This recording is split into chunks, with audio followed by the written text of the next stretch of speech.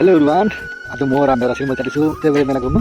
कालीपूजा मेला हो, 7 दिन मिलाएर आज लास्ट अरे जाँदैछु भने चाहिँ पोखरी छ र अलिकति छ रातको खानापुरी खाना खाएर जाँदैछु। अब जानु जुन मान्छे मेरो साथी हाम्रो छोरी मान्छे मेरो श्रीमती र म जाँदैछु। अब हेर्नु चाहिँ डर आएको थिएन, आज यहाँ बसेको नौ भइसक्यो। कहिले आउनु हामी नानीले मलाई पढाएको छैन, टक्क खोइ पर्छ भन्ने आएको मलाई कस्तो हाँसेको छैन। म त रुम आउनु भइसक्यो, रुम अडिसक्यो, म त कस्तो आएको छैन हौ। फाइनल टोटो आयो ए भोलि दादाले पनि के हो कहिलेबाट बसेको चाहिँ छैन।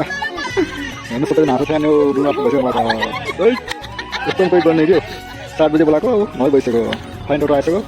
ल उसको जानुपर्छ 6 बजी मेला पनि सुरु भइसक्यो।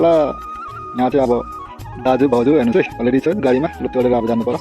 यहाँ मेरो भाउजू हो, दाजु त सर हो। जाँदैछु चौरी बजार, त त्यहीँ मेला भइरहेको छ चौरी बजारमा। हे गयो चौरी बजार मेला घुम्नु।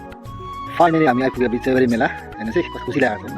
नागरटोला सब छैन चाहिँ अब भित्र पस्छ भने अब श्रीमती पछि हिँड्नु पऱ्यो। अब उपाय छैन, साथीले पाइ छैन, अब श्रीमती पछि हिँड्नु पऱ्यो बेगर भएर। मलाई यति हिँडायो यताबाट उता के भन्नु। हिँड्दा आफू खुट्टै गोलिसक्यो। त्यही पनि हिँडाएको छ।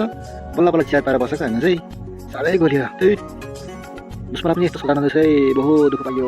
सोधा पछि हिँड्दा साह्रै गोलिसक्यो त्यो। भगवान् यस्तो नसै गयो।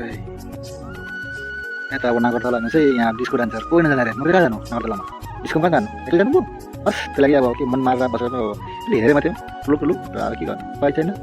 त्यो हेर्दै बस्यो। हाम्रो सबैजना मेला घुम्नु भइसक्यो। दाजु बजाउँछ न उता लुकी हेर्दै रहेछ म्याजिक। आऊ भन्दैछ मलाई हेर्नु अब सबैजना आऊ भन्दैछ। हेर्दैन भनेको आऊ कि भएर जानु पर्यो म्याजिक हेर्नु।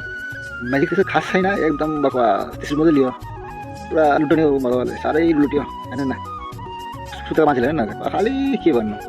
हेर्नुहोस् त्यहाँ कुना राखिरहेको छ यो अरे म्याजिक हेरेर अब पुस्का खानु पऱ्यो। अब भन्छ पुस्का खाने अरे हामीले पनि खायो। पुस्का खाएर अब कति लाग्नुपर्छ। पुस्का राम्रै थियो, 10 रुपियाँको 5 दियो। मैले 20 रुपियाँ खाइदिएँ, बहुत टेस्टी थियो। अहिले चाहिँ बज्छ रातको 11 र हामी अब जाँदैछ घरतिर मिठो पानी खाएर। अगर भिडियो राम्रो लाग्यो भने लाइक फलो गरिदिनु होला।